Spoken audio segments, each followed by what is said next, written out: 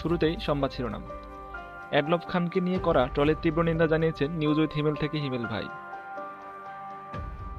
উর্ফি জাভেদের সাথে তুলনা করে অ্যাডলফ খানকে ছোট করায় মনক্ষুণ্ণ হয়েছেন হিমেল ভাই।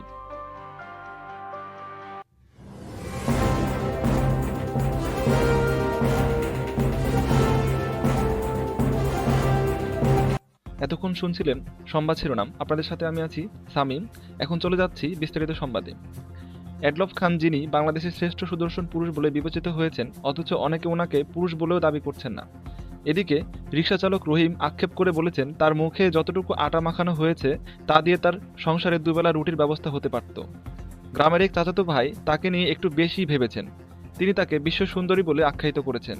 কিন্তু এত সব কিছু দেখার পর আমাদের নিউজ উইথ হিমেল ভাই অনেকটা মর্মাহত হয়েছেন। আমরা এখন চলে যাচ্ছি আমাদের নিউজ রিপোর্টার কদম আলীর কাছে। কদম আলী সাহেব, আপনি কি একটু বলতে পারবেন হিমেল সাহেব কি বলেছেন? জি সামি ভাই, আমি কিছুক্ষণ আগেই হিমেল ভাইয়ের সাথে কথা বলেছি।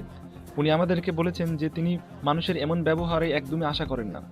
তিনি বলেছেন, হতে পারে তাকে দেখতে মেয়েদের মতো, তাই বলে কি তার কোনো মান সম্মান নাই?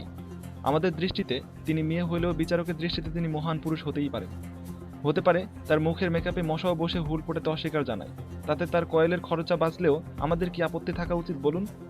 উনি মানুষের এমন অমানবিক চিন্তার তীব্র নিন্দা জানিয়েছেন।